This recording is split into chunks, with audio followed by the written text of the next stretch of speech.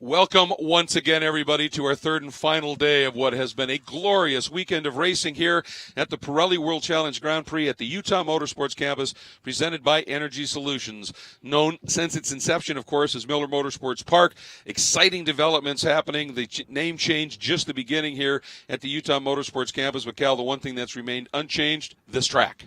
Yeah, it's a wonderful layout. It makes for great racing, as we saw yesterday. Some good overtaking opportunities. The prime one, of course, being our stop-take-break zone for this weekend, which is down into Turn 1. You've got that monster front straightaway, 3/4 of a mile. Lots of time to think about what to do.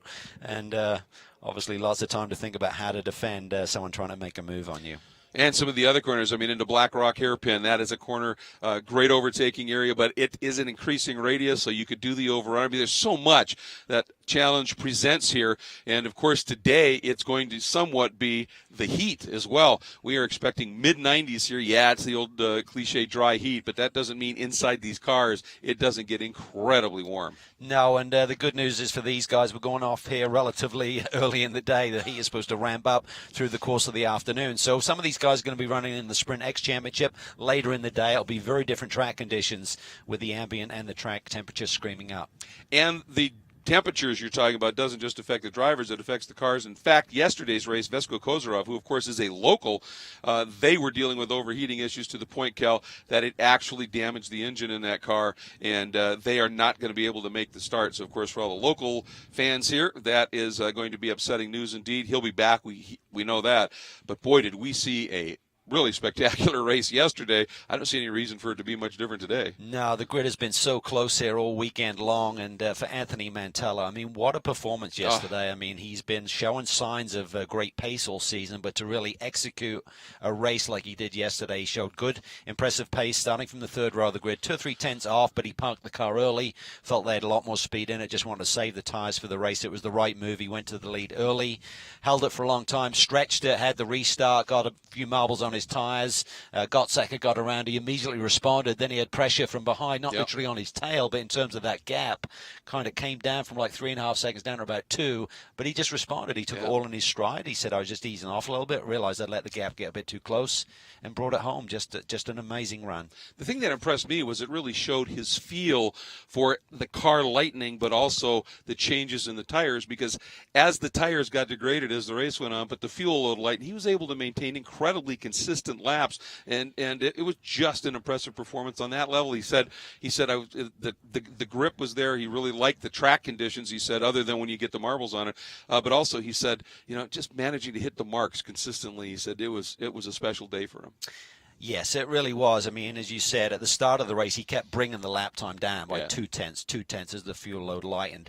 Then it kind of, as the tires started to get into that area where they're starting to degrade just a little bit in terms of the ultimate performance, he stabilized. And then, yes, they increased at the end, but still his delta to the rest of the field was impressive. He was maintaining that gap all of the time. Yeah, it's good stuff. And as a result, he got fast lap in the race, which means he gets the Motu Pole Award and will start up front. He is joined in the next 2 grid spots by Crossbows, then Scott Heckert, who showed great pace but had a little issue during the race, obviously, in that Racer's Edge sin, but he will go off 4th. Then the 2 Janettas of Harry Gottsacker and Parker Chase fill out that 3rd role. And then the first of the big bore GTS Tech Rule cars is Nate Stacy, who continues to impress.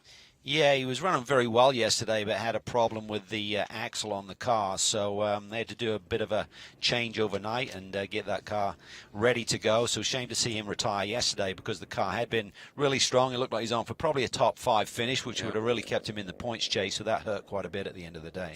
Another guy to keep an eye on here as this one gets unfolded is Scott Dolehite. Had a problem.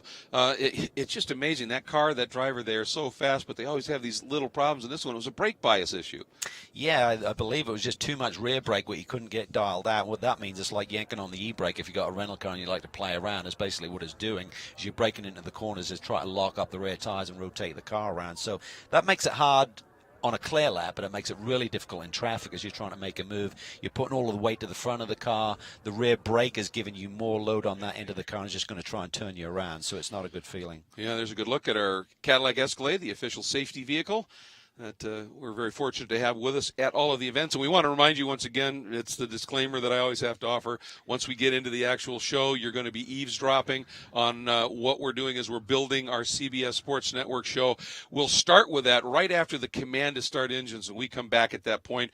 We'll have about a minute where we'll be doing some CBS Sports Network stuff, and then we'll lay out and for just a little bit and be back with. We'll be with you on the web as much as we can, but every once in a while, if we're quiet or lay out for a little bit, we may be chatting with producers and the like, so just be aware of that. So, but it's about that time, so let's get it down to the front of the grid with Jeff Lepper for the command, Orazio Mastracchio of Pirelli once again. Well, we said that the Motorsports Manager of Pirelli Tire North America, Orazio, please give us that command today. From our partners, EnergySolutions, Optima Batteries, and Pirelli, drivers, start your engines. Thank you very much, Orazio. And this, in a season of tremendous change for the GTS class, the variety of engine notes comes to life here, and it has produced some fabulous racing, and we're looking forward to this one unfolding here as well. The 15th round of the GTS Championship in Cal. As this field rolls off, the big story is up at the front.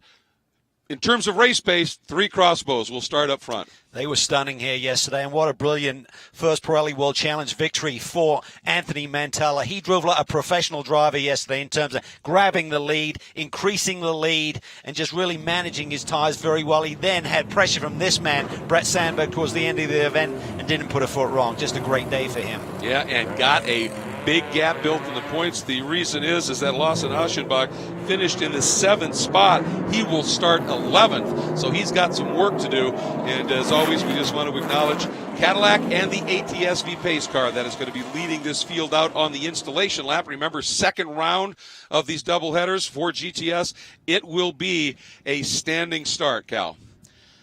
And as they are let out now, let's also take a quick look at our Cadillac Escalade. I want to say again a big thanks to Cadillac for their help with everything that they do. So looking forward to getting this one underway, and we will do that when we come back to Utah Motorsports Campus.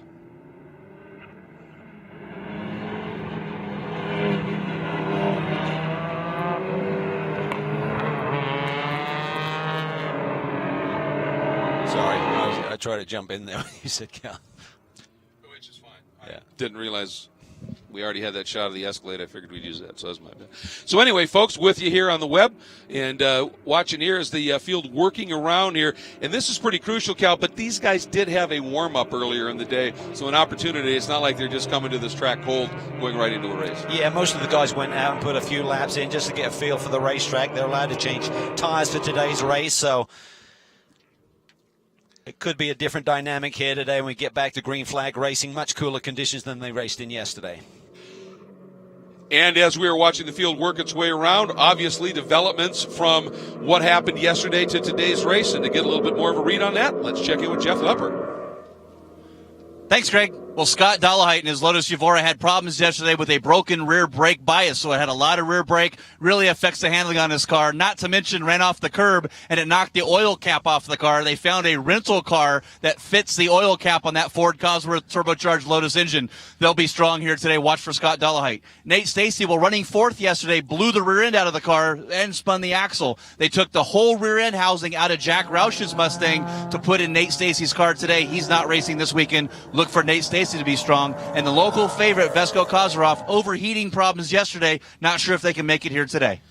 Boy, that's a shame when a local has a problem in terms of excess heat in the car. That tells you a story, doesn't it, here? So working through the attitudes here. Saw a moment there. The pace car looked like it had to wave the field by for some reason. Not exactly sure what's unfolding here.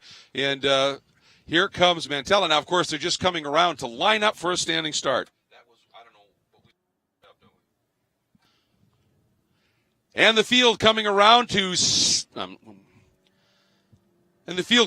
now to set up on that long 3,500-foot front straight and get ready for the standing start here at Utah Motorsports Campus.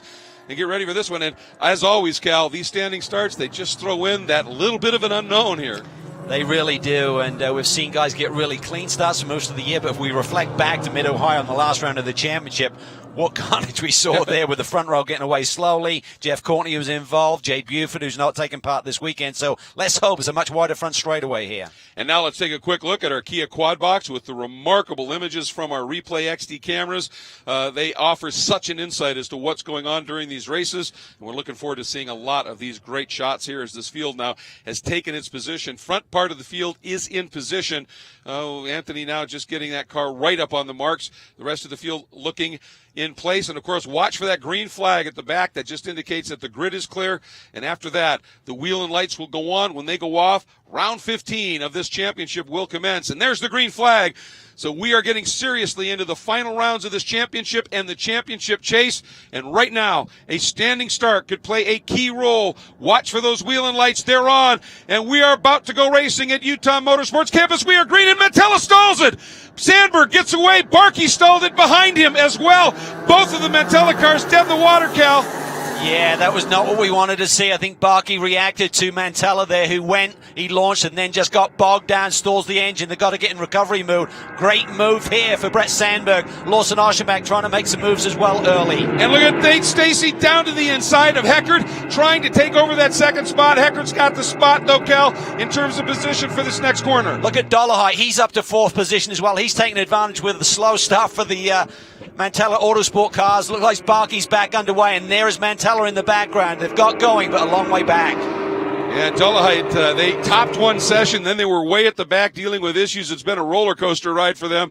And if the car stays good, we know that car's speed, we know the driver's pace. But look at Nate Stacy trying to get underneath Heckert. Well, Heckert's trying to make a move. Sandberg there was being quite defensive down at the Black Rock hairpin. He says his car just takes a long time to come alive. He said I just have a lot of understeer in the opening laps. We saw a very slow progress for him yesterday, but in the late stages, he was basically the fastest man on the racetrack at times. And you could see Heckert right there trying to do the over-under and set up. Ooh, that was Clennon dropping a tire. Yeah, really wide there as Aschenbach is trying to make some moves through this field. Well, he's got to, because he's seeing Sandberg up front, but he knows opportunity with those two Mantella cars struggling. So that Gottsacker down the inside of Dollarhide makes the move. Dollarhide takes over those curbs. You're allowed to do that in terms of track limits. This weekend, you can use all of those curbs there in the attitudes. Problem is, it just rattles the car to pieces if you do it too often, doesn't it? It does. You really need to set the car up for those, so you need to practice that during the practice sessions and in qualifying. Make sure it's okay to do it on a regular basis. So behind Dollarhide, those two Ginettas running line astern. The gray-hued one is, of course, Gottsacker. The more orange one is third in the points, Parker Chase. And they've got pressure right behind them. Four-time champion Lawson Aschenbach. And onto this front straight we go. This will show us exactly who's got legs as opposed to who's quick in the downforce corners. This is like a dyno here, showcasing what the engine power is like. Obviously, drag and aerodynamic efficiency comes into play as well. Sandberg there choosing the inside line. He's perfectly entitled to do that. Stacy dives it down to the inside. He's trying to use a pick there. Has to give it up. Side, and Heckert's got position if he can hang on to it. He does. He's going to get it. He's got the inside line for that right hand. A very nice move. Great driving there by Scott Hecker. Continue to be impressed by his driving skills. And Stacy showing a little bit of class there. He could have tried to stuff it in underneath Sandberg as well, and it would have ended with contact. He just checked up a little bit, and that's given Dollarhide a run. Dollarhide might be able to do something, and Stacy reads it. Sandberg thinks Stacy's coming as well, and Stacy down to the inside. He's got it, I think, Cal. Yeah, that was a nice move there. He's got to get that position early. He's got to get alongside and basically take away the line. Dollarhide now underneath Sandberg. He's trying to make a move as they go into the right-hander. He's on the wrong side of the road. Can he make it stick? He's just got to park it out there, see what happens, working around the outside. And Dollarhide's there now. The thing is, can Sandberg get a little bit better run off the corner? He can't. He has to give it up because I think he also had the Gottsacker. Ginetta was attacking on Sandberg as well. Well, again, we're seeing Sandberg struggle here in the opening laps. He just can't get those front tires to come to life in terms of the temperature. So something probably with the setup, because obviously the other crossbows yesterday were very fast in the opening lap. So but Brett Sandberg is looking at the long green flag run here today to try and get back into the big points. And Dollarhide right there, by the way, is our best standing start, our Optima Best Standing Start Award winner, up 5 spots in the opening lap. Pretty impressive stuff. Look at the back of the pack, though. Those Mantella Autosport crossbows are catching this field quickly. And now, Cal, let's take another look at that pass for the lead that Heckert laid on. It was a beauty. It was. Look, watch Nate Stacy. He tries to go with him, but Hecker's got it all set up. He's on the clean side of the racetrack. Brett Sandberg defending down the inside. It's dusty down there. You're not going to get the grip. just good clean racing he gives. Heck at the outside lane, doesn't take it away. There's no touch, just a good clean pass. That put him into the lead, which he holds right now, with Nate Stacey settling into second and Scott Dollahide up into third. We'll be right back with a lot more GTS Racing Pirelli World Challenge style from Utah Motorsports Campus. Back with you here on our global webcast here, and Heckert, we know that car's got pace, Cal, and once he got to the lead and got through early here, we've seen him come through the pack so many times during the course of the year. From the lead early, this could be interesting. Yes, I mean, typically we see him put on these late race charges, but he's had speed here this weekend, had the pole position for the first race of the weekend, so the car is quick. But this is a good battle here right now between Dollahide and Stacey for the second position. I expect Sandberg just to kind of plateau right there.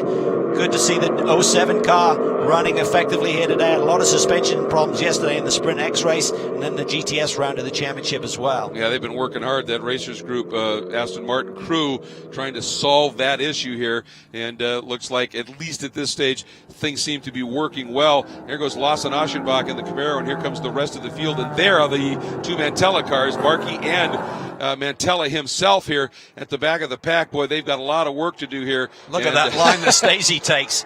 That is literally a shortcut. You're allowed to do it if your car will work over there. And you gain 2 to 3 car lengths. As long as you can get the power down coming off, it's a great way to go. It's a huge advantage. It really is. Well, and the simple thing is, you can just look visually. You can see the difference in ride heights between that Mustang and all of the other cars here. It sits significantly higher. They actually will set the suspension up to be able to do that because it's such an effective shortcut. Oh, it's huge. It's like probably 3 or 4 tenths on the stopwatch. This is getting interesting.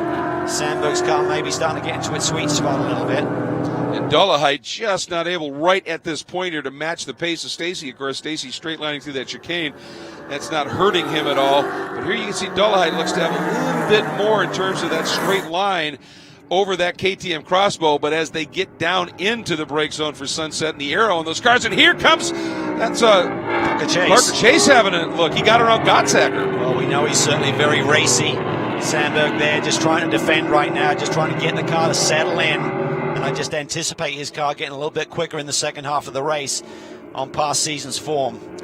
Well, part of that simply is in terms of the KTMs you were talking about, how long it takes for those cars to come alive a little bit. They're just so light, they just don't generate heat in those tires that quickly, do they? Yeah, that's right. But when you look at the different teams that are running the Mantella Autosport cars yesterday, they did come alive early. So I think there's a lot of it down to the setup of the individual teams as well. So your top 3, Heckert, Stacey, Dollahide, then Sandberg, then Chase. That's your top 5. Aschenbach sits in that 7th spot. And, look at this. It's a nice little battle right at the back of the pack. The two teammates going hard at it right there. Anthony Mantella and Martin Barkey. Dori Japonik as well, another crossbow there in the mix. Yeah, Enzo running 3 of those crossbows, Mantella running 2, and Barkey right now having the best of it. He had a really competitive race going yesterday, then collected some marbles on the tire. He said he just got some buildup on the tires that caught him by surprise, and he got into the back of Lawson Aschenbach and ended his day. Yeah, he said basically he didn't outbrake himself in terms of his braking point, but he certainly didn't have a grip where he was on the racetrack and marbles on his tires, and he said it was my fault. He said I spoke to Lawson Aschenbach and we're all cool about it. All right, folks, joining us here on the web stream. We're going to pause for just a minute. We will be back with our CBS Sports Network call momentarily.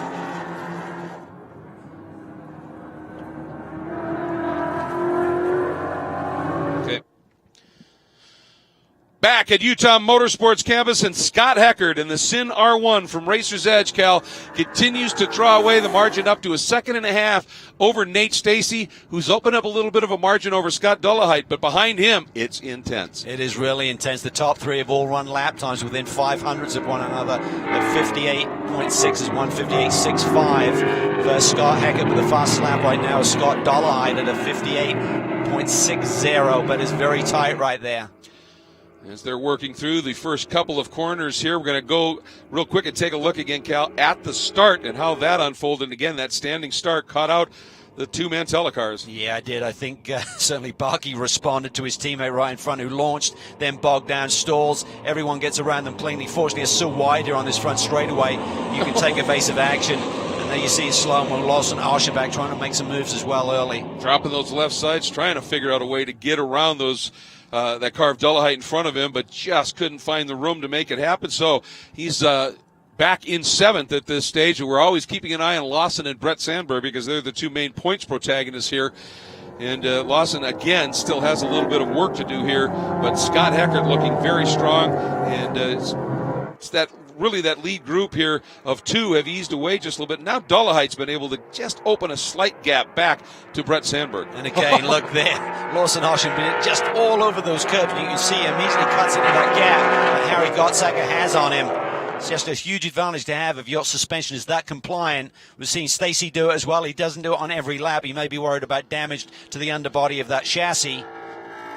As we zoom in here a little bit on Lawson Aschenbach, the reason is he's carrying our iBox suspension cam, Cal, and that had better be a pretty sturdy group of suspension components from iBox here to handle these curves. Yeah, it really does take a workout around this racetrack, and Lawson Aschenbach is trying to shortcut everywhere he can, but still be within the track limit regulations, which have been extended a little bit this weekend in terms of what the stewards are allowing the guys to do. Essentially, as long as you're not all 4 wheels completely over the curb, they're letting you use it, and that's why it's such a huge advantage in the attitudes there with that big, wide middle curbing. Oh, big move here by Parker Chase. Just wasn't quite close enough to be able to stick it all the way down the inside and make it stick, but he is certainly looking racy, as he always does here, but he had to give it up right at the turn-in point, and just check out behind these guys, behind Lawson Aschenbach. We'll see it in just a minute here as well. A great battle unfolding between Riddle and Clennon, but this is such compelling stuff as well. And Dullahite, it's like he just suddenly found something, Cal. He just ran down Nate Stacey. He did, and I think he's going to be trying to make some moves here pretty shortly. That Lotus is a great handling car. As you said, they have had a few niggling problems this year, which has really cost them a few podium finishes, maybe even a win at certain times. But Scott's a great young driver. It's a nice little team. They work extremely hard. Came back from that huge wreck at Canadian Tire Motorsports Park, and were very effective immediately just a week later at Lime Rock Park.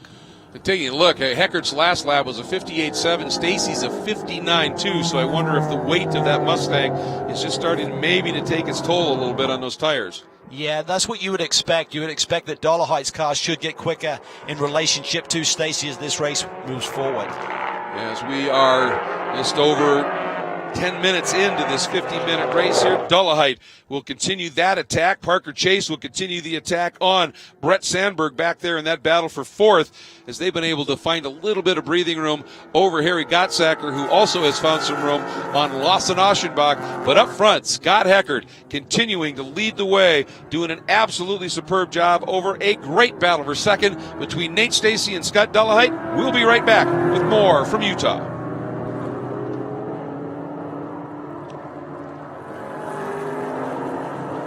Got an update from Jeff down in the pits, Cal, on Max Riddle's issue. It was a bent toe link in that suspension, and they were able to, obviously, once they found it, they're able to fix it. The problem is he had to start from a ways back here, but right now he and Mark Clennon are having a really nice battle for that 8th spot. But watching here for Dullahite to be able to figure out a way to get around Stacey. Yeah, he's working him over pretty hard. He got a little bit wide there on that particular lap through 1 and 2. Sandberg's car seems to be getting a little bit stronger, looking at his lap times in relationship to the field. So what do you think? Dullahite get a run here, try something in Black Rock? Well, I don't think last time he didn't look like he's quite close enough. Sandberg there is starting to get a little bit racy. Dullahite tucks it to the inside, but he's got to be careful. You've got to be more decisive with those inside moves. That's a big, heavy car he's going up against, and very easy to get suspension damage if Nate Stacey doesn't see him. I think part of the issue for Dullahite, Cal, we kind of talked about a little bit that he's a very gentlemanly racer and sometimes doesn't just get quite aggressive enough. But you talked about it's a small team. And the Bow, look at this now, as he's side by side with Stacey. He may have been able to do it around the outside, Cal. Yeah, that was nice. He went to the outside there in the previous corner and finally made it stick. Stacey comes back at him a little bit. I think the horsepower there comes into effect midway through the straightaway. But look at that shortcut that Stacey can have. You can see the comparison to Brett Sandberg, who basically stays on the track. He gaps him by 3 or 4 car lengths right there. Boy, and Dullahite's move up through the attitude, see that back end stepping out. He just threw a little game of pitch and catch, and it worked for him. But I was going to say, well, let's see if Parker tries the move. But that team is a very small team, and he said, we have no choice. We have to be kind of budget conscious. He goes, so sometimes, I'll open that wheel up because it's just tough getting parts right now. It is, but in terms of the racing dynamic, I mean, what you need to do is get down the inside and establish yourself, roll off the brakes a little bit, get completely alongside, then slow it all up. What Scott tends to do is get halfway down there and then start to think about, well, let's not run into the guy, and that's the point where you can turn someone around, and that typically could end up being a penalty on you because you're halfway alongside someone, they're not quite sure what you're going to do. So I think just roll it in a little bit deeper, then slow everything down will be more effective. And here is Sandberg, and right as Sandberg, it looked like he was going to get up there and have a look at the back of Stacy. Suddenly he comes back to the grasp of Parker Chase. And Harry Gottsacker, who dropped back just a little bit, Cal, has started to close back in on that margin here. But here comes Sandberg. Boy, I'll tell you, once you get into the twisty bits here, that is when that KTM just excels. What does he have for Stacy as they head into Black Rock?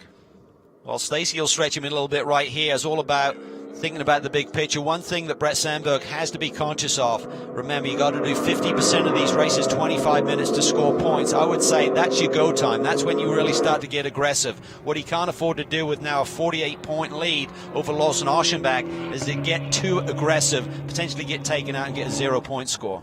Well, he certainly gave a lot of room to Stacy when he went to the inside there, but he did get the inside.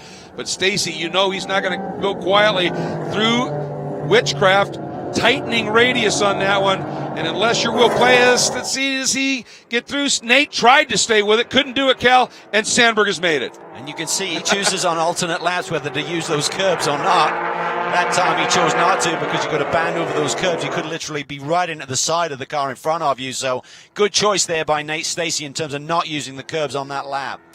Boy, and Aschenbach has been able to just stay right with this group. Hasn't been able to do anything with it, but he's right with them. Yeah, I think his pace has been consistent with these guys racing each other, has compromised their lap time a little bit, so it's brought them back to Lawson, and he's back in the game. But looks like he's still got a tough task here to get some big points today. Utah Motorsports Campus, round 15 of the Pirelli World Challenge GTS Championship. And Scott Heckert in the Sin R1 has opened that margin up to 5 seconds. However, Cal, it is over a new second-place runner, the Lotus of Scott Dullahite. Let's go back and take a look at not just the pass, but how hard Dullahite had to work to keep the pass once they got up into the attitudes. Look at that, around the outside of that right-hander and just gets good acceleration. Nate comes back at him. It's not over yet. Stacy has good mid-straightaway acceleration and power, but Dullahite clears him, and he's on his way. Now watch this. Cut to this shot coming through the attitudes, and look at Dullahite as he comes through here. That car was just sideways, and he had gathered it up, was able to bring it back in and hold on to it, and he is through. Sandberg also able to work his way by Nate Stacy, and for the points leader, that was a crucial pass. It really was, and a good, strong move. Not too aggressive, didn't put himself in a compromising position, but just like yesterday, suddenly Sandberg's car is starting to come alive. Stacy now being hounded, however, by Harry Gottsacker, as Harry has gone back around his teammate Parker Chase. So, boy, things are just sort of churning a little bit in the back. Let's go and take a look at that pass that Sandberg was able to put on Nate Stacy here, Cal. Yeah, after the Black Rock hairpin, he just tucks it to the inside and eventually makes it stick on the exit of there. You see Stacy there runs a little bit wide. Sandberg is able to clear him. Valuable points. I thought for a moment right here when Sandberg swung over, he might think about going to the apex there, realized it wasn't on.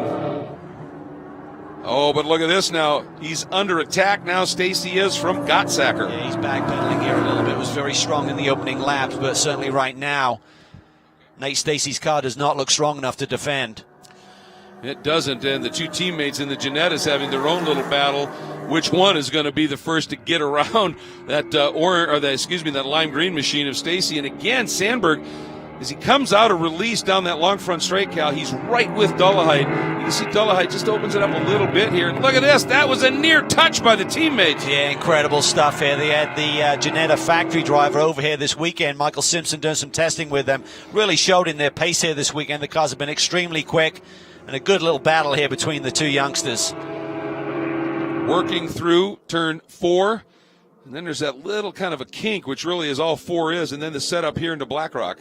See Sandberg there keep poking his nose out early. He's not pulling the full draft. I wonder if he's just conscious of not overheating in terms of the cooling conditions here in this thin air. Ambient temperatures increasing as we go through this race now into the mid to high 80-degree range. Well, it's not just the heat either, is it? It's that thin air. So you add those two together, and there's just not a lot of air moving through those radiators here. Yeah, you see him constantly doing it, so it must be a factor, I would believe. If he's tucked up behind the other car in front of him, he's losing the air to the radiator inlets. And the last lap, by the way, for Heckert, a 59 flat. Sandberg turned a 59.2, which was the next quickest lap, and Dullahite at a 2 even here. So just an interesting accordion going on here in terms of where these cars are making their speed, and that's really been what this class, the story of this class, has been all this year. Yeah, Oschenbach is also still running 5:59s. Mantella's starting to find his form here today. Still sitting back in the 11th position has been the progress so far. He really needs a reset. Ideally, he needs a caution or something to happen to get him back to the leaders because he's got pace again. Meanwhile, into release, leading onto that long straight. Here comes Sandberg up on the back of Dullahite. But as you can see, that dot up in the distance from that tails away shot we just had is the sin of Scott Heckert. That's sin R1. And so the battle right now really is for second and for fourth.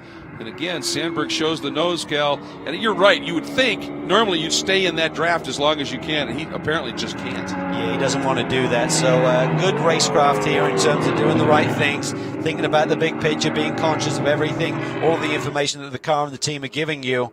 He's really quick through there. Look at that. He just ate into the gap that Dullahite has on him.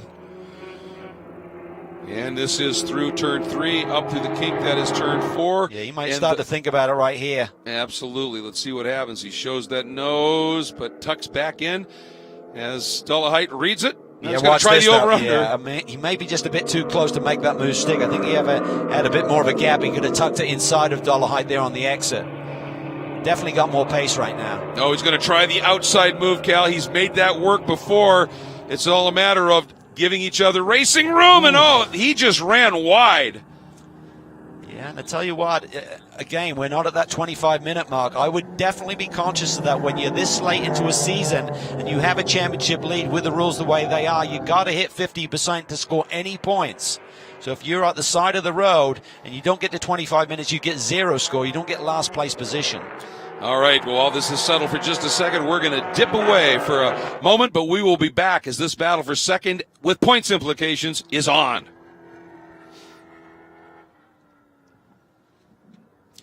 Boy, and I'll tell you what, Cal, as we're back on our global webcast here, this little battle between these two has allowed Stacy and those Janettas to come back look up. At this. Oh, he's going to go around the outside. Scott's a good, clean racer. Probably going to give it to him. Can he do the undercut on the way out? He should get better acceleration, be able to open his hands, get on the power sooner coming onto this front straightaway. And you're right about Scott being a clean racer, and he also is a smart racer. He understands he's not in this points battle, and Brett is the leader. You don't want to take the points leader out. Look at this run side by side, and Stacy lurking. Nice job. Nice move by Dullahite. Beautiful. But he's in there deep. He's a little bit wide. He's off apex. Sandberg's going to clear him. Or is he? Oh, what a race. Did he carry some momentum? But Sandberg has that outside sweep. There he goes, back around. I wonder if Dullahite dirtied his tires up. Stacy stuffs it down the inside. Gottsacker's going to try and make a move on Dullahite as well. One of the things, Cal, we've been hearing from a lot of people about this is the marbles, the pickup on the tires you get off line here has been pretty bad. That really may have been the issue for Dullahite. Look at this, the Janettas racing each other as they're racing Dullahite. Wow, awesome stuff. Look at that. Good, clean racing. Oh, and sure if there's a little bump there or not, but suddenly Dullahite is out really wide. Not sure if there was a hip check. Didn't see it, but they was awfully close there. Yeah, it just suddenly that car just bounced sideways, didn't it? And what's going to really frustrate Dullahite now is that Oschenbach got by, who's got that real good straight line speed. And it's going to be tough for him to get around at this stage. So things have changed up. We now have Sandberg up into second. And look at this. Loses it. Nate Stacy just avoided getting collected by Parker. There's a car off way right. I'm not sure if it's Parker Chase's teammate. Someone's off in the dust. Or was. A couple of cars had to take evasive. Yeah, I don't see Parker Chase. I think that was his team. Oh, there comes Parker now. Yep. Yeah, I think Parker went for a big ride there. Oschenbach clearly was the benefactor there. Parker, so fortunate those two didn't get together, Parker into Stacy, but it wasn't by much, was it? No, I think Gotzecker just dove it down the inside, realized it wasn't going to work, had to hit the brake pedal, threw all of the weight to the front of the car, loses the rear as you're turning in. And everybody obviously taking advantage as best they could. And Stacy, you almost wonder if he even knew that was happening. He was probably so focused looking out the windshield, driving the line. Yeah. It's like, where did they go? Exactly. Looks in his mirrors and does the Buster Keaton double take. And now Parker trying to do something with Aschenbach. And Aschenbach has to be grinning right now, Cal, because he's had a couple of opportunities that have brought him up into fourth, only 2 spots back of Sandberg. Yeah, just great racecraft once again, maximizing everything that the car will give him here this weekend. The bad news is, even though he's driving a great race, the guy who's chasing in the championship, 48 points behind, Brett Sandberg, is still 2 spots ahead of him, so he's going to gain. That little move by Lawson, it wasn't in reaction. You're allowed to do that as long as it's not reaction. Mantella going to come up and make the move on Mark Glennon. So Mantella starting to make some moves up to the pack. Now that's for 9th. Yeah, inside the top 10. So again, a good performance after starting from the pole. Unfortunately, bogged it down and ultimately stalled. Look at Aschenbach there. He's having to immediately pick that line. Stewards will be all over this. They'll be watching how quickly is he making that move and choosing his line. You're allowed to do it as long as you're not reacting to the car position behind you. And I just noticed in the back of that shot, looks like Jeff Courtney has pulled that car over and parked. That's unfortunate. Meanwhile, Lawson Aschenbach, I mean, we talk about his racecraft, that's how you win championships, is maximizing opportunity and understanding the big picture, and he's got 4 of them. Yes. He knows how to get the job done, that is for sure. But he's frustrated. I mean, he wants to be in with the shout of a win or being competitive every weekend. And just with so many different brands represented in this GTS class this year, it's tough to get the balance of performance exactly right. So he feels he's up against it a little bit right now, but it's all about damage control, just maximizing what you can on a particular weekend and looking at the big picture. He's very much in this championship still. He makes that move, and he made the move initially, and Parker just followed him over there, obviously wanting the tow. And I just mentioned seeing Courtney in the back. Apparently there was a little contact between the other Aston Martin, the other Maserati of Mark Glennon, and Courtney ended up with a cut Pirelli in the deal, and that's why he's parked back there. Glennon is continuing, but obviously we just saw Mantella get around him, and he may have been slowed up a little bit by that contact.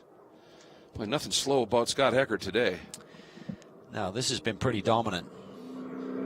Such a beautiful car, this Sinner one, and Scott Heckert doing a great job. I mean, I love the way he races. He races clean, doesn't seem to make mistakes very often. And we've seen him come from the back of the pack, drive through a field to podium finishes, and right now he's doing a great job up front.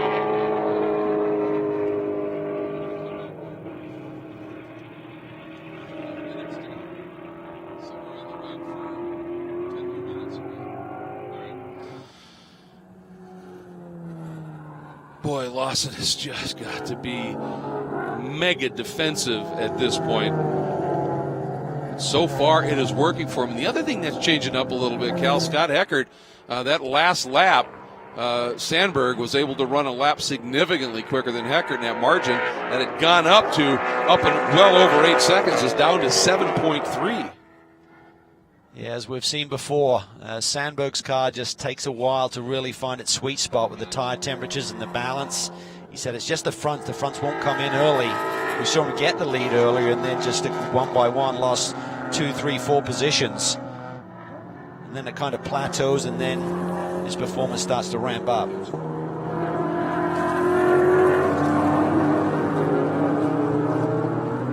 After that moment, just updating everybody here, he got Gotzecker back to 7th after that spin. Oh, look at this. Drag race down the straight here.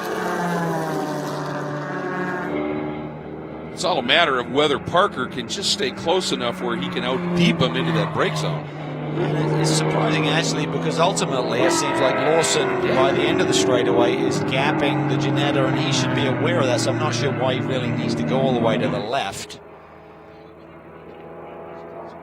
Because it doesn't seem like the Ginetta is going to be strong enough at the end of the straightaway to make a move, but he's able to get back on line, not compromise his radius through turn 1 by doing that.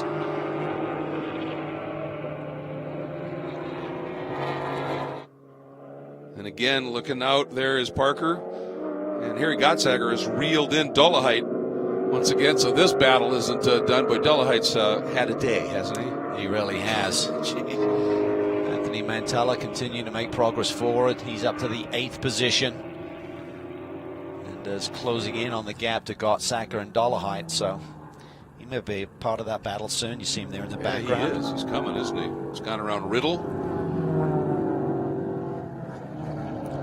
Working through Witchcraft, watching this battle up into the attitudes. Boy, Lawson just using the inside of the curbs, outside of the curbs, anything he can to straighten that line out. A little bit of debris right there on that apex curb, approaching the bottom of the attitudes there. See, Parker's able to take the same line up and over that curb, but you can see on the exit he's not accelerating at the same rate as Lawson, so he's having to wait for the car to settle down before he can fully commit to power. So even though he's taken the shortcut, he's not able to apply the power quite as aggressively coming off. Meanwhile, Harry Gottsager in that 29 Janetta, ramping up the pressure on Scott Dolomite as they ramp into release. Bank corner, feeds you onto the straight. There goes the interesting line choices between Aschenbach and Chase, and this great battle behind them between Dolomite and Gottsager. It's like they're close through the first half of the straightaway, then by the time they get to the brake zone, Lawson always seems to have 2 to 3 car lengths between them. So, and it's impressive how deep Lawson is able to get into the brake zone. Yeah, so 2 things. I think, A, Parker Chase needs to go with Lawson and try and pick up some draft effect, so maybe that would minimize the gap when they get down to turn 1. But if Chase is not going to do that, then Lawson might as well just stay on line. Yeah, exactly. Oh, look at that. He's talk about choose your line early. He knew that Parker Chase had a run, chose the inside, but Parker's still looking to put it down the inside. Aschenbach carries the brakes in a little bit deeper.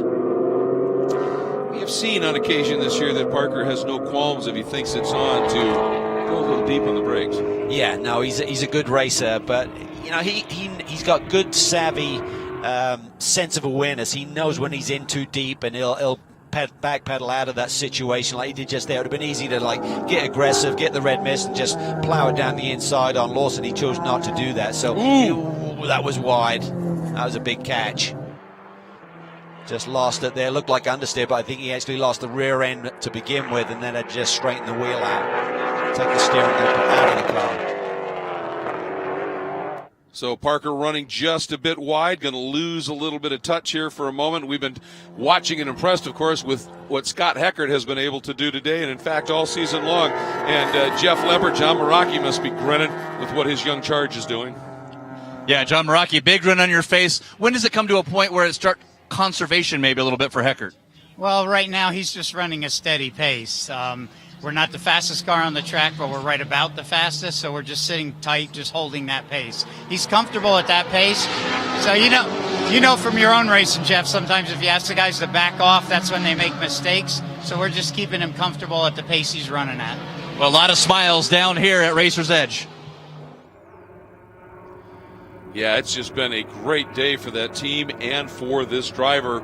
And, coming from a background that's actually more oval-based, and they ended up running a series out on the East Coast in stock cars that did some road racing.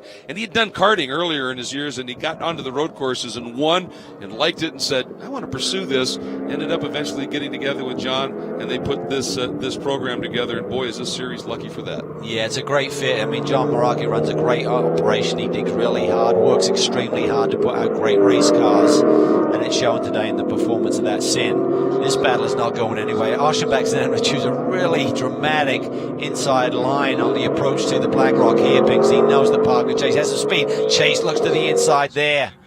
Lawson nearly opened the door. Parker Chase is ready to pounce if he does so. Mantella getting closer to Gottsager and Dolomite. It's about a second faster than those two guys right now, Anthony Mantella. Ooh, look at that big slide again. Parker really carrying some speed through Witchcraft. And again, it's a fast corner on the approach, and then it tightens up a little bit. And he's just pitching that Janetta side. Watch this battle. Look at this battle right here. Gottsager's all over Dolomite. Mantella has caught them. Well, it says something, doesn't it? I mean, this is the battle for 6, and it's as fierce as anything on the track. Mantella's car was so good yesterday, and he did an amazing job to secure that first victory. Had the bobble at the start. Now look at the confidence there. He feels he can go around the outside of these guys. Just got to be patient here. Try and set him up. Just try and get a good, clean acceleration run onto this front straightaway. And there he goes. He's got to run. Times it nicely. Now he tucks back into the draft. 3-car draft up here. He's going to get a huge effect from that. He will. And again, the battle here as Lawson hangs on, but here we go. Dullahite covers it going into one. Mantella thought about an outside move there, Cal. Yeah, he's got the confidence. I think he feels he can put this car wherever he wants it to go on the racetrack today. Here you see Nate Stacy just trundling along in that third spot. And then here is the battle. Okay, folks, with us here on the web, we're going to pause for a minute. We'll be back with our CBS Sports Network show and taking us to the end of this great race.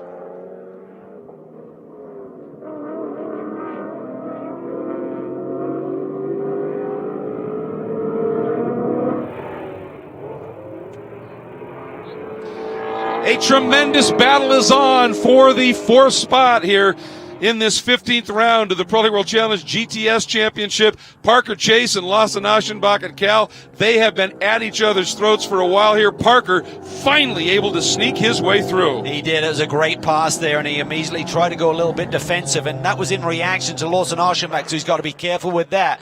He'll certainly feel that Lawson has been taking some defensive lines. Look how close it gets when Lawson eats up that curb through the attitudes. Now up into the Tuella turn.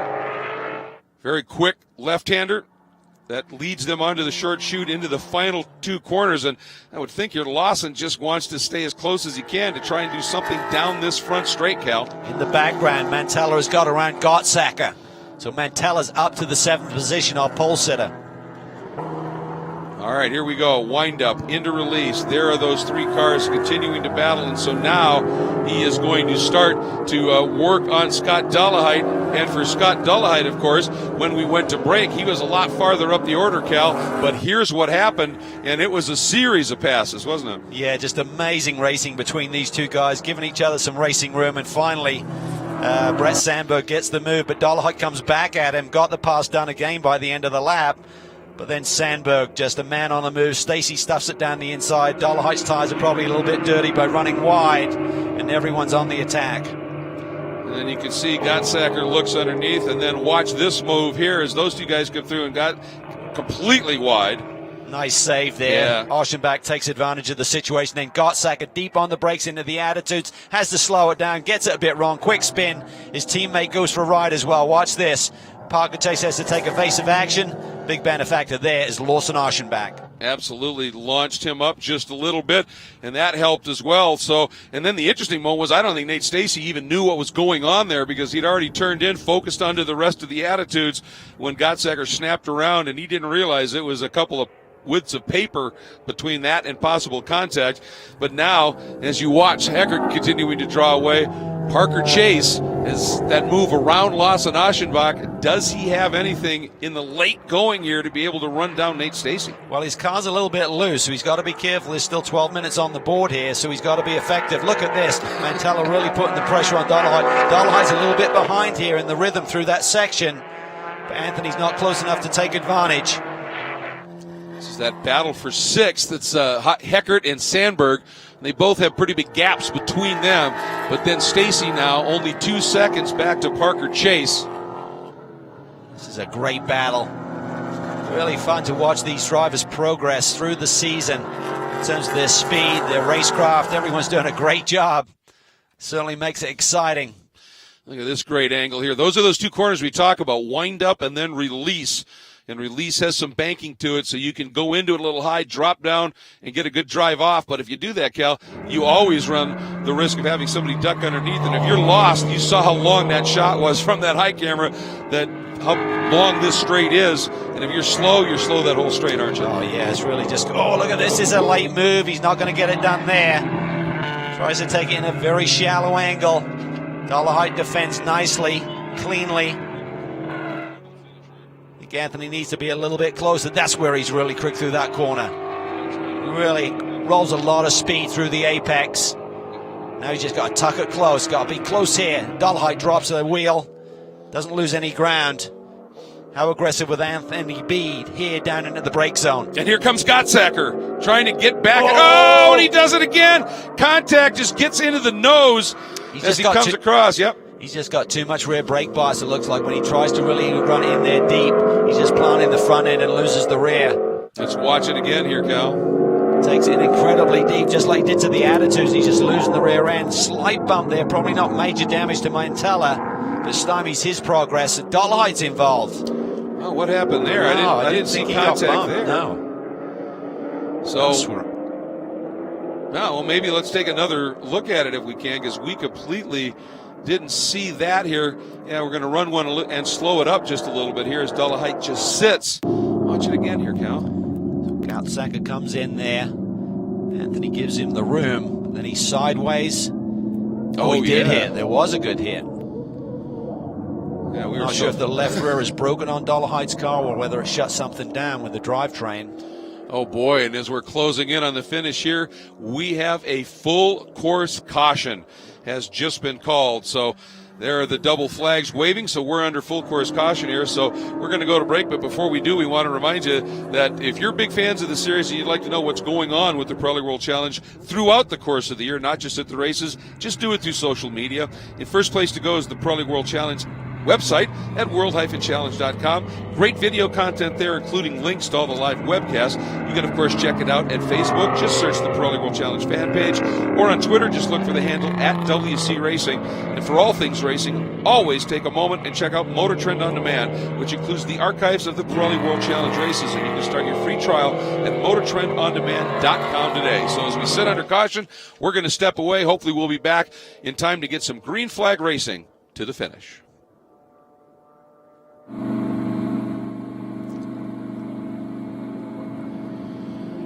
There's some serious chat going on by a team, I'm sure, that's just kind of gutted again right now. You can see our Jeff Lepper chatting with them at this stage. Maybe we'll get an update from Jeff at this point.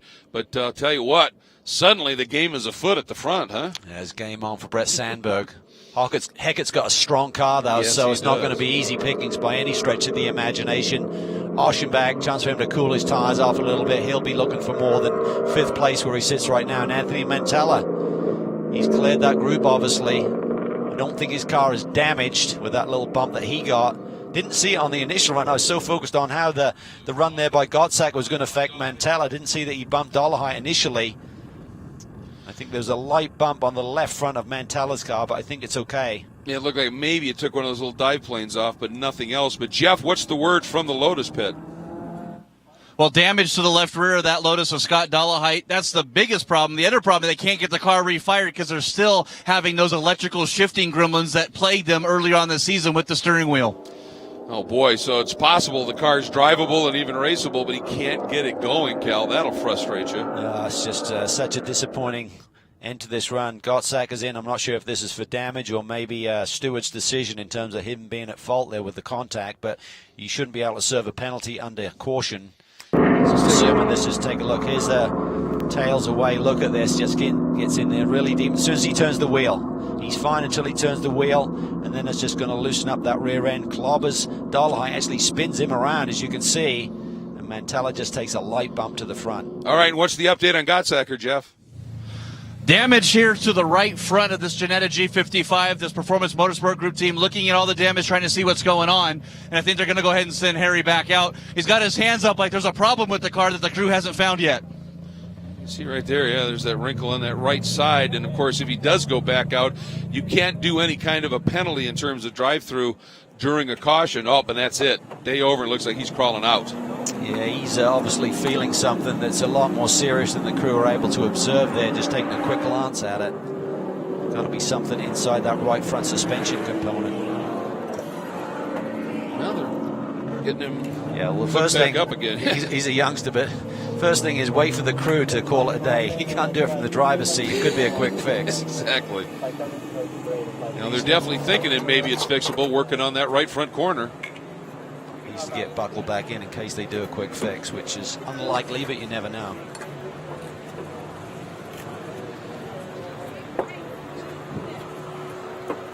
Yeah, broken steering wheel.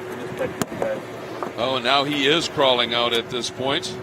Broken steering link is what we're hearing down there on pit lane. Yeah, I just heard that off mic there. Frustration. And, after Michael Simpson came over, as you said, from that Ginetta factory and went out, did some laps in those cars, worked a setup on it, worked with these young drivers and said, here's some options for you. They ran 1-2 at one of the sessions. So, I mean, there was an awful lot of optimism for this team here, and this is a tough way for it to end for young Harry Godsacker. But, boy, he's a quick young driver. He really is. He's an amazing talent, and we're seeing some of these young drivers really come to the fore here in this championship season. And hopefully they can get this Lotus on the back of this flatbed pretty quickly, because time is running down, just under 5.5 minutes to go. Love to see a shootout, because there's a lot of interesting dynamics sitting out there in the field. Well, in theory, if they can get it on the flatbed, this track, there's lots of areas where you can just go and tuck, get this one back to green.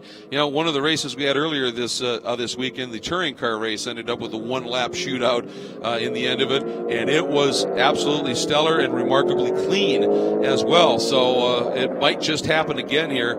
And when you take a look at Heckert, Sandberg, Stacy, Chase, Aschenbach, all in that top 5, and Anthony Mantella now up into 6th. And you had mentioned earlier he needs a yellow to get back into this one. He got it. He does, but he doesn't have a lot of time to work with.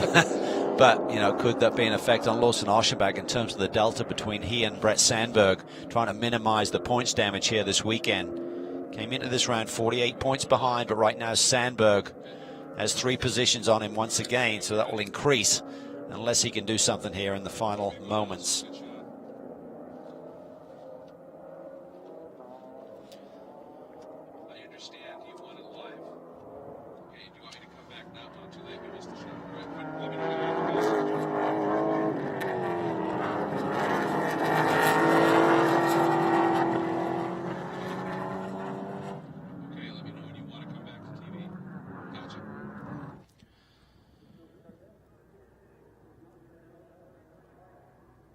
All right, folks, welcome back. You see the pace car is in.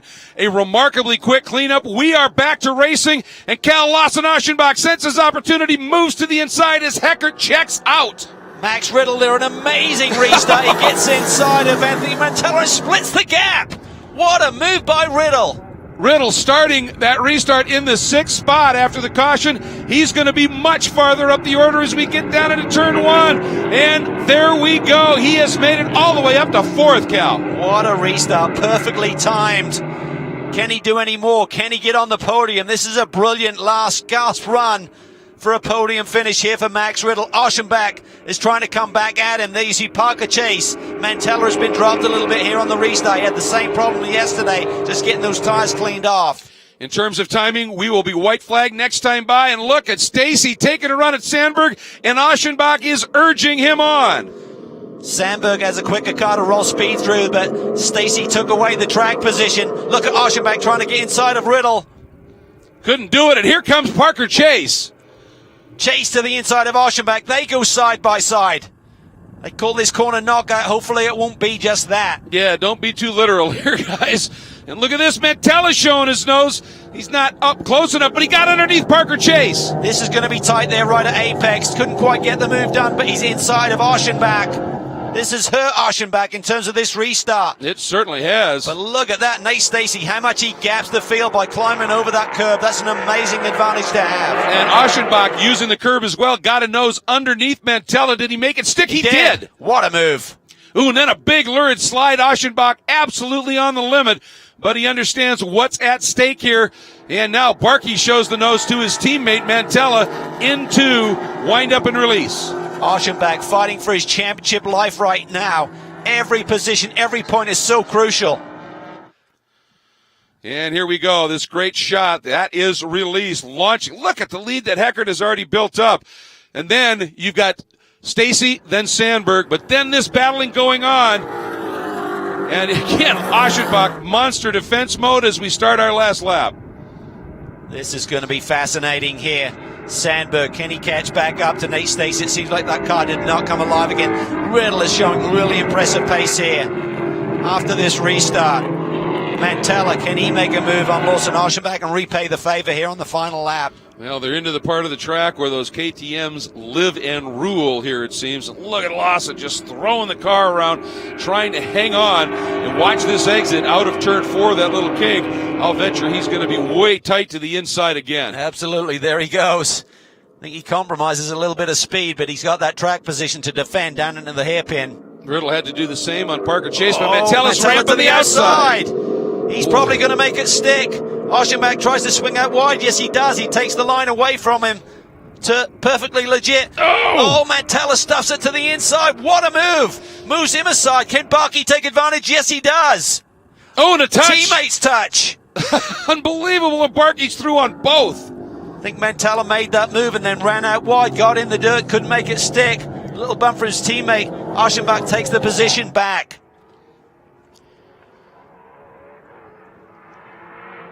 Oh, man, unbelievable stuff what we're seeing. You're on Lawson completely sideways, trying to salvage anything he can. He's trying to hang on here. He's trying to get a run on Barkey. Just a few corners left. Hecker up front, looks comfortable. Great run for Nate Stacey here. Championship leader Sandberg in third. Lawson looking. No, not there. This is it. Last couple of corners for this 15th round of the championship. Heckert, he's just being nice and smooth, hitting his marks, rolling onto the throttle in that Racer's Edge Sinar 1. And Scott Heckert comes through and takes the win. Stacey second, point leader Sandberg into third. And Aschenbach does not let Mantella get around him, so he salvages something, but it's way back in seventh, Cal. Wow, what a run by Scott Heckert. He basically cut and pasted what Anthony Mantella did here yesterday. A dominant performance for Racer's Edge. His first win of the season. What a remarkable story for Scott Heckert. That was fantastic stuff. Withstood the pressure, never put a foot wrong today. And so, Heckert with the win. Nate Stacey, what a remarkable run by another young gun. And Brett Sandberg, your point leader, maximizing some points on the man he's battling with. We'll be right back to hear from our winner.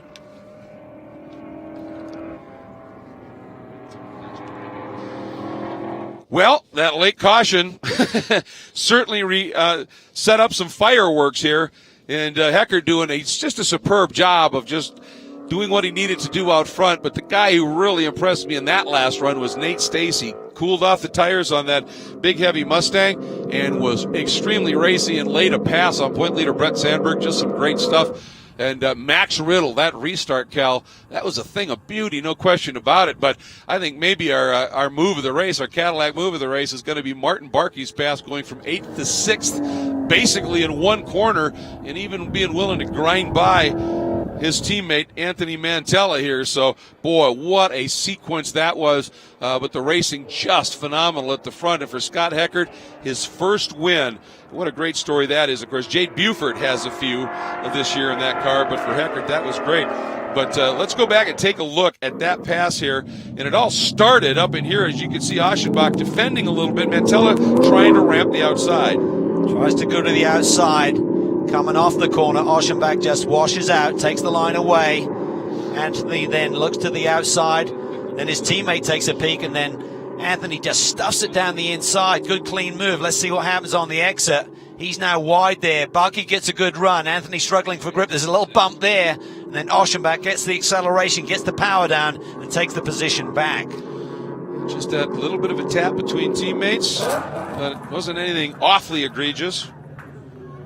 And we'll see how that plays out here as the field making its way down into pit lane. And, of course, our top three will be heading down near Victory Circle. And for Scott Heckert, what a special day for him.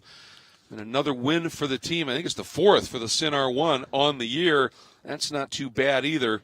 And Racer's Edge, boy, what a great addition to this program they have been to Pirelli World Challenge and the GTS category. And there the door comes open on that Sinar 1. One of the prettiest race cars, I think, racing on the planet right now. Looks like a mini McLaren in many ways. And Scott Heckert crawls out. And I know Jeff Leppert is there. As soon as he gets that helmet off, we'll be getting it down to Jeff for an interview. But enjoying this moment, that team working so hard for Scott Heckert, as I said, coming from an oval racing stock car background, but always had those roots, I think, and thoughts in road racing, and when he got a chance to go back and do a little road racing on a couple of tracks in the stock car series he was running, he decided, I want to do more of this, and thankfully John Meraki and Racer's Edge found a way to make that happen. And it looks like that helmet is coming off. I think we may be ready to throw down to Jeff Lepper. What a day for Sin, R1, and Racer's Edge, and Scott Heckert. Well, Scott Heckert, your first win in Pirelli World Challenge competition. Little redemption after Barber. Yeah, I mean, I kind of think this is coming a little bit. We've had fast cars. Look at Road America. We fought back from really far back, and then I guess it was Mid-Ohio. We qualified on pole and had to, start from the back there and fought forward. So we've had pace, just had to, qualify up front and stay there. Now, how big is that for this team as well, being one car down? Yeah, I mean, we're all bummed that, what happened at Mid-Ohio, and, it's racing, I guess, to some degree, but, to come back here and get a win without that car here is definitely redemption. And like Greg Creamer said earlier, 4 wins for the Sin R1 here this season. Yeah, it's been just a great program. Great to have them on board here. And, really since GT4 Cal is the future of this category, seeing the performance and the raceability of these cars is really special as we take a look at our results. Well, it was a battle all the way through, and with that reset there at the end, basically a one-lap shootout, certainly added to the drama. But Scott Heckert, a great performance. Nate Stacey continues to impress. Had a brilliant podium run at Mid-Ohio. Disappointment yesterday with the DNF, but he rebounds nicely today. And speaking of Nate Stacey, I think Jeff has found him. Well, Nate Stacey, after the problems yesterday, this team worked well past midnight to get you back underway. What a way to reward them. Oh, yeah, man, I'm just so excited. The team worked really hard last night. Stayed up till about 1 in the morning. I think none of them got really home until about 2:30 or so and got to the hotel room. And really late night for them. I appreciate it. Great. It was awesome. The car was under me the entire race. Couldn't have asked for a better car. The team was great. The series has been awesome with BOP and helping us stay close to the competitors and everything like that. I want to thank my girlfriend, Cora. She's watching over the internet right now. She's probably just waiting to see this interview. Thank my parents for having me come out here and everything. I love racing here, and racing this Mustang is awesome. A lot of fun. Roush, thanks for them a lot. Core Motorsports with Dean Martin as the lead engineer on that. He's just been awesome for us this year, getting the car set up to where I can't really complain about it. So got to thank the guys here at CBS Sports for putting on this show, and can't wait for the next one. Well, Greg Creamer, Young Love. Young Love. Hi, Cora. How you doing? Great to have you with us. Disappointed he didn't give a shout-out to me specifically. I know. I think if the interview could have gone a little longer, he would have. He would have got there. Tell you, 16 years old, and he's just been an absolute joy to watch his evolution as a racer this year. He's a fun guy. He's got a great personality, and you could see it there in the interview. He's excited, and another great run. All right, and that's how you come to a race and watch some racing there. You just bring your own chaise lounge. Nicely done, guys. Hope you're enjoying it out there. And that's going to wrap up our coverage of the GTS race here on our World Challenge Global web stream, but we have a lot more coming yet today, so make sure to come back, check in with us right about, I'm guessing, let's say 12:45, thereabouts, as we get ready for the final race of the weekend for the GT, GTA, and GT Cup feature class here, and then we'll have a little bit of a break, and then after that, we'll have round 4 of the Sprint X right here on our global web stream as well. But relax, enjoy some lunch, folks. Look forward to seeing you back here in just a little bit.